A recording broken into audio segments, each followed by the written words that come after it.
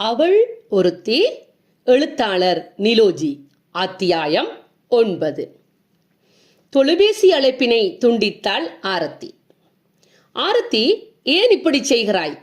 அப்பாவும் நீயும் எப்பவும் இப்படித்தான். நான் ஒருத்தி இந்த வீட்டில் இருப்பது உங்க 2 பேருக்கும் தெரியுதா இல்லையா? நீங்க தான் எப்பவும் அவனோட கதைக்கிறீங்க. நான் அவனோட கதைச்சு எவ்வளவு நாள் தெரியுமா என்று கவலையுடன் கண்ணீர் மல்க கேட்டாள் அம்மா. ஆரத்தி, நீ எப்படி நாளைக்கு நான் வருவனென்று அவனுக்கு என்ன கேட்காம சொல்லுவாய் என்று கூடவே அப்பாவும் ஆரத்தியை கடிந்து கொண்டார். எல்லாரும் என்னத்தான் பேசுங்கோ, தம்பி பாவம் அப்பா. அவன் எப்ப எங்களை விட்டுட்டு இருந்தவன். நாங்க இருந்து அவனை கூட்டிக் கொண்டு வந்திருக்க வேணும். அல்லது அப்பா நீங்க என்றாலும் அவனோட பெரிய ஹோட்டல இருந்திருக்கலாம் என்றாள் ஆரத்தி. ஓ, இப்ப நான் தான் பிரச்சனை. அவனுக்கு இன்றைக்குத்தானே பள்ளி விடுதலை விட்டது. இப்ப சொன்னதை அன்றைக்கே சொல்லி இருக்கலாமே. இப்ப என்ன, அவன் சித்தப்பா வீட்டுல தான் நிற்கிறான். அவன் எங்களை விட அவனை வடிவா கவனித்துக் கொள்ளுவான் என்றார் அப்பா. அது சரி, அவன் இல்லாம எங்களுக்கு விசரா இருக்கிறது. அவனுக்கும் அப்படித்தானே இருக்கும் என்றாள் அம்மா. எனக்கும் அவன் பிள்ளைதானப்பா, எனக்கு தெரியாமல் இல்லை. அவனை அங்க விட்டுட்டு வர வேணும் என்று வேண்டுதலா என்ன? என்ன செய்ய, ஆரத்திக்கு பள்ளி அனுமதி கிடைத்த மாதிரி அவனுக்கும் கிடைத்திருந்தால் கூட்டிக் கொண்டு வந்திருக்கலாம் என்றார் அப்பா. அப்பா, நாளைக்கு விடிய நேரத்தோடு இறங்கினால்தான் நாளை இரவே வரலாம் என்றாள் ஆரத்தி. சரி சரி பூரன், ஒருதரும் என்ன பற்றி யோசிக்கிறதே இல்லை. கதை எழுத வர நேரம் போதாம இருக்குது. வாரக்கிழமை கொடுக்க வேணும் என்று அப்பா கூற, என்னப்பா கதை தானே என்றாள் ஆரத்தி. சொல்லலாம், கதை எழுதி பார்த்தா தான் தெரியும். கடினம்தானப்பா தெரியும். ஆனால் எனது அப்பாவுக்கு சாதாரண விடயம்தானே. பிரபல மர்ம நாவல் ஆசிரியர்களின் அடையாளமான என் அப்பா எப்படி அப்படி சொல்லலாம் என்று கூறி அழகான அவளது கண்களை சிமிட்டினாள். சரி சரி, இல்லை என்றால் விடவா போறீங்கள் என்றார் அன்பழகன். குழலி அப்ப நான் என்று கூறிக்கொண்டு திரும்பினார். எங்கம்மா ஆரத்தி, அம்மா என்றார். அப்போதுதான் குழலி அங்கு இல்லை என்று இருவருக்கும் தெரியவர இருவரும் குழலியை தேடி அட்டிலறைக்கு சென்றார்கள். அம்மா, இப்ப இந்த நேரத்துல என்ன செய்கிறீங்க என்ற ஆரத்தியின் குரல் கேட்டு திரும்பினாள் அம்மா. எப்படியும் அப்பா விடிய பெரிய கோட்டைக்கு குமரனை கூட்டிக் கொண்டு வர போவார்ன்னு எனக்கு தெரியும். ஏனண்டா அவனை போய் கூட்டிக் கொண்டு வர சொன்னது அவரோட செல்ல பெண்ணாச்சே. அதுதான் போற வழியில சாப்பிட தேங்காய் ரொட்டியும் சம்பளும் செய்கிறேன். பால் காய்ச்சி வச்சிருக்கிறேன். 2 பேரும் குடிச்சிட்டு நித்திர கொள்ளுங்கோ. இப்ப முடிச்சிட்டு நானும் வந்துடுவேன் என்றார் அம்மா. இவளுக்கு என்ன சொன்னாலும் கேட்கவே மாட்டாள். வா, நாங்கள் போவோம். நானே போவோம் என்று இப்போதான் முடிவு செய்த நான். ஆனா பேர், உன்னோடது அம்மா எப்படி கொண்டு போய் வழியில சாப்பிடுறதுக்கு உணவை செய்து வச்சிருக்கிறாள் என்று அன்பழகன் கூற, அதுதானப்பா எங்கட அம்மா, உங்களுக்கு தெரியாததா என்ன என்று கூறி சிரித்தாள் ஆரத்தி. இருவரும் தத்தம் அறைகளுக்கு சென்றனர். ஆரத்தியின் மகிழ்ச்சி அவளது உள்ளத்தில் மட்டுமல்ல முகத்திலும் படர்ந்தது. அந்நாள் வரை கனவு நனவு என போராடி கொண்டிருந்த ஆரத்திக்கு குமரன் வரப்போகிறான் என்கிற செய்தி மற்றற்ற மகிழ்ச்சியை தந்து கொண்டிருந்தது. இயற்கை அன்னையின் தாளாட்டில் நிம்மதியாக உறங்கிய ஆரத்தி விடியற்காலையில் இயற்கையின் இசைக்கச்சேரி கேட்டு எழுந்திருந்தாள். முன்பெல்லாம் திறன்பேசியில் எழுப்பு மணி வைப்பதும் அது மணியொலிக்காமல் விட்டு தாமதமாக எழுந்ததால் எத்தனை மன உளைச்சல் சங்கடங்கள். ஆனால் இன்றோ இயற்கை அன்னையே தட்டி எழுப்புகிறாள்.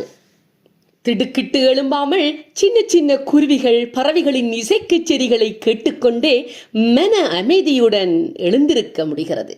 ஆம், இயற்கையோடு வாழ்வதென்பது எத்தனை மனமகிழ்வை தருகிறது. இன்றைய காலகட்டத்தில் உளவியல் தாக்கம் என்றும் மன உளைச்சல் என்றும் மருத்துவரை நாடுகின்றனர். அவர்கள் ஒரு வார காலம் இந்த வள்ளிபுரம் வந்து தங்கிச் சென்றால் எந்த நோயுமே அண்டாது, மருந்து மாத்திரைகளின் தேவைகளே குறைந்துவிடும் என்ற சிந்தனையிலேயே காலை கடன்களை முடித்துக்கொண்டு அப்பாவின் அறைக்கு வந்தாள் ஆரத்தி. இனிய காலை வணக்கம் அப்பா, எத்தனை மணிக்கு பேருந்து இருக்கிறது என்றாள் ஆரத்தி. அன்பழகனோ சிரித்துவிட்டு அமைதியாக இருந்தார். அப்பாவின் அமைதி மேலும் ஆர்வத்தையே தூண்டியது. ஆரத்தியோ அப்பாவை எப்படியோ அனுப்பி வைத்தால்தான் தம்பி வீட்டுக்கு வருவான். ஆரத்தி குமரனிடம் இந்நாள் வரை எந்த விடயத்தையும் மறைத்தது கிடையாது. அவன் வந்தவுடன் அவனிடம் சொல்லிவிட்டால் மனம் இலகுவாகிவிடும். ஆனால் அப்பாவோ கதை எழுதுவதிலேயே இருக்கிறாரே, என்ன செய்யலாம், என்ன சொல்லலாம் என்று ஆழ்ந்த சிந்தனையில் மூழ்கி நிற்க, ஆரத்தி, வேண்டாம் வேண்டாம், எந்த யோசனையும் வேண்டாம் அம்மா, இந்த பூமி தாங்காது. இன்றே இப்பொழுதே போய் உன் அன்பு தம்பிய கூட்டிக் கொண்டு வாரன், இல்லையண்டா விடவா போறீங்க என்று அப்பா கூறிக்கொண்டிருக்க அம்மா பூங்குழலியும் வந்து சேர்ந்தாள், கைகளில் தேநீருடன். சரி சரி, அப்பா குமரனை கூட்டிக் கொண்டு வருவார் தானே ஆரத்தி அம்மா, நீங்க பள்ளிக்கூடம் போற வேலையை பாருங்கோ, நேரம் எங்களுக்குத்தான் போகிறது என்றாள் அம்மா. சரி அப்பா என்று கூறி அப்பாவிடம் விடை பெற்றுக் கொண்டாள் ஆரத்தி. அத்தான், தேத்தண்ணிய குடிச்சிட்டு மேசையில சாப்பாடு வச்சிருக்கிறேன், சாப்பிடுங்கோ அத்தான். பலகார பொதி ஒன்று உங்களுக்கு, மற்றது உங்களோட தம்பியவையிடம் மறக்காம கொண்டு போய் கொடுங்கோ என்று கூறிக்கொண்டே அன்பழகனிடம் பூங்குழலியும் விடைபெற்றுக் கொண்டாள். ஆரத்தியும் பூங்குழலியும் பாடசாலை நோக்கி நடந்தனர். இருவருடைய அகமும் முகமும் மகிழ்ச்சியினால் நிறைந்து மலர்ந்திருந்தது.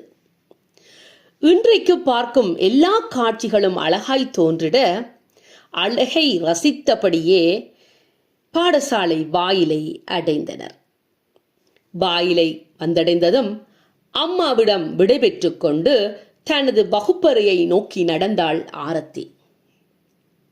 ஒன்றுமே இல்லாத விடயத்தை பெரிதாக்கி வீணாக எல்லாருடைய மனதையும் காயப்படுத்தி விட்டேனே, நான் இப்படி இருந்திருக்கவே கூடாது என்று தன்னைத்தானே கடிந்து கொண்டாள்.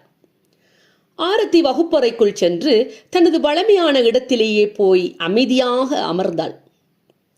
ஆரத்திக்கு எல்லாரும் வணக்கம் மட்டும் சொன்னார்கள். அதற்கு மேலாக யாரும் அவளுடன் பேச விரும்பியதாக தெரியவில்லை.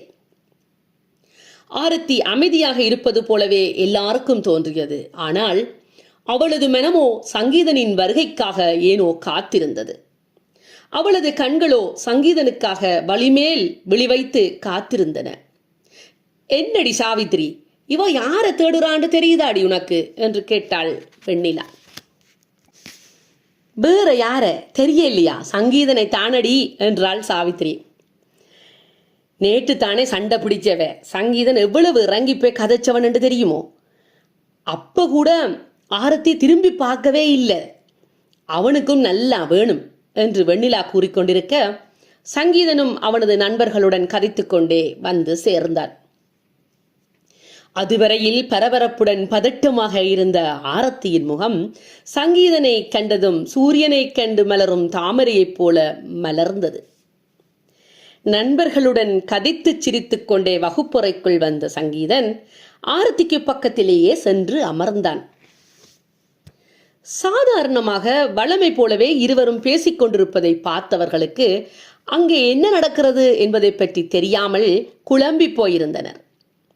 இவர்கள் எங்கே எப்போது இராசியாகிக் கொண்டனர் என்று முழித்துக் கொண்டிருந்தனர். சங்கீதன் எதையோ சாதித்துவிட்ட களிப்பில் மூழ்கி இருந்தான். ஆரத்திக்கும் சங்கீதனுடன் பேசாமல் இருக்க முடியாமல் இருந்தது. அது ஏனென்று ஆரத்திக்கு தெரியவில்லை. ஏதோ இனம் தெரியாத ஒருவித ஈர்ப்பு ஆரம்பத்திலிருந்தே இருவருக்கும் இடையே இருந்து கொண்டே இருந்தது. சங்கீதனுக்கோ ஆரத்தி பக்கத்தில் இருந்தால் நேரம் போவதே தெரியாது. ஆரத்தியுடன் உண்மையான உள்ளன்போடு பழகி கொண்டிருந்தான் சங்கீதன். வகுப்பறையில் எல்லோருமே இவர்களின் நட்பு பற்றி பேச ஆரம்பித்தனர். ஆரத்திக்கும் சங்கீதனுக்குமான நட்பு சாதாரணமானதாக தெரியவில்லை என்கின்ற பேச்சு ஆசிரியர்கள் அதிபர் வரை சென்றிருந்த போதிலும் யாருக்குமே அவர்களிடம் எதுவும் கேட்க வேண்டும் என்று தோன்றவில்லை. ஏனெனில் கல்விக்கும் சரி ஒழுக்கத்திற்கும் சரி இருவருமே சக மாணவர்களுக்கு முன்மாதிரியாக திகழ்ந்தார்கள். தேர்வுகள் நடைபெற்றிருந்த பாடங்களின் முடிவுகள் சில வெளியாயின. இந்த முறை ஆரத்தி முன் யாருமே குறைவான புள்ளிகளை எடுக்கக்கூடாது என்பதற்காகவே மேலதிக கவனம் எடுத்து ஆங்கில பாடத்தை கூட படித்திருந்தனர். ஆரத்தியோடு போட்டி போட்டு பாடத்தை கற்று தேர்வுகளை எழுதியதால் வழமைக்கு மாறாக எல்லோரும் அதி உயர் தேர்ச்சி பெற்றிருந்தனர். வகுப்பறையில் எல்லோரும் மகிழ்வுடன் இருந்த போதிலும் ஆரத்தி மட்டும் அமைதியாக இருந்தாள். காலையில் வரும்போது இருந்த உற்சாகம் காணாமல் போயிருந்தது. ஆரத்தியின் மனதில் ஏதோ ஓடிக்கொண்டிருக்கிறது என்பதை ஊகித்தறிந்து கொண்ட சங்கீதன், ஆரத்தி, என்ன நடந்தது?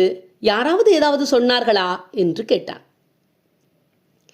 இல்ல சங்கீத், அப்படி ஒன்றுமே இல்லை, சும்மாதான் என்றாள் ஆரத்தி. தனது கனவு பற்றி சொல்லலாமா வேண்டாமா என்ற மனக்குழப்பத்தில் ஆழமாக சிந்தித்தபடியே இருந்தாள். ஆரத்தி, ஆரத்தி, என்ன யோசனையா? சொல்லுங்கோ. என்ன நடந்தாலும் அதிபர் அம்மாவோட கதைக்கலாம் என்றான் சங்கீதன். சங்கீத், ஏன் கணக்கெல்லாம் யோசிக்கிறீங்க? நானே சொல்றேனே, எனக்கு ஒரு தம்பி இருக்கிறான். அவன் இன்றைக்கு வாரான். இன்றைக்கு நேரமே ஓடாத மாதிரி இருக்கிறது, அதுதான் என்றாள் ஆரத்தி. ஆரத்தி அம்மா, உங்களோட வீட்டுக்கு உறவு வருகிறது, இனி எங்களை எல்லாம் தெரியவா போகிறது என்று கூறி ஆரத்தியை கிண்டல் செய்து கேலி செய்து மகிழ்ந்தான் சங்கீதன். ஆரத்தியும் செல்லமாக கோவித்துக் கொண்டாள். மகிழ்வுடன் பேசிக் கொண்டிருக்கையிலேயே பாடசாலை மணி ஓங்கி ஒலித்தது. அதற்காகவே காத்திருந்தவள் அங்கிருந்த எல்லாரிடத்திலும் மகிழ்வுடன் விடைபெற்றுக் கொண்டாள். அம்மாவை கூட்டிக் கொண்டு வீட்டுக்கு போகலாம் என்று மகிழ்வுடன் ஓடிச் சென்றாள் ஆரத்தி. மகளை கண்டதும் அம்மா வகுப்பறையிலிருந்து வெளியே வந்தார். ஆரத்தி, இன்றைக்கு எனக்கு ஆசிரியர் கூட்டம் இருக்கிறதம்மா, நான் வர இன்னமும் நேரமாகும் என்றாள் பூங்குழலி. ஐயையோ, இன்னமும் காத்திருக்க வேண்டுமா என தோன்றியது ஆரத்திக்கு. ஆனால் பூங்குழலியோ ஆரத்தியின் மனதின் ஆவலின் ஆசையை புரிந்து கொண்டவளாக, அம்மா ஆரத்தி, எனக்காக பார்த்து கொண்டிருக்காமல் நீங்க அவதானமாக வீட்டுக்கு போங்கோ, அப்பாவும் சாப்பிடாம பார்த்து கொண்டிருப்பார் என்றாள். பூங்குழலியை விட்டுட்டு வீட்டுக்கு போக மனமின்றி இருந்தாலும் தம்பி குமரனை பார்க்க வேண்டும் என்கின்ற ஆவல் மேலோங்கிட அம்மாவிடம் விடைபெற்றுக் கொண்டு வீட்டிற்கு ஓட்டமும் நடையுமாக சென்றாள் ஆரத்தி. அன்பழகன் வீட்டின் முற்றத்தில் வேப்ப மரத்தின் நிழலில் சாய்வான இருக்கையில் அமர்ந்திருந்தார். அப்பா வணக்கம். அப்பா, சாப்பிட்டீங்களோ? தம்பி எங்கப்பா என்று வினவினாள் ஆரத்தி. நாங்கள் வழியிலேயே சாப்பிட்டுட்டோம், நீ போய் கைகால் கழுவிட்டு முதல்ல சாப்பிடு, குமரன் உங்கதான் எங்கேயாவது நிற்பான். ஏன் அம்மா வரையிலையோ என்று கேட்டார் அப்பா. அம்மாவுக்கு ஆசிரியர் கூட்டம் இருக்கிறது, இன்னும் கொஞ்ச நேரத்துல வந்துடுவா அப்பா, எனக்கு பசிக்கல, அம்மா வரட்டும், சேர்ந்தே சாப்பிடலாம் என்று கூறியவள் அப்பாவின் பதிலுக்கு காத்திருக்காமல் குமரா குமரா என்று குமரனை அழைத்துக் கொண்டு ஆவலுடன் வீட்டுக்குள் ஓடினாள். நன்றி.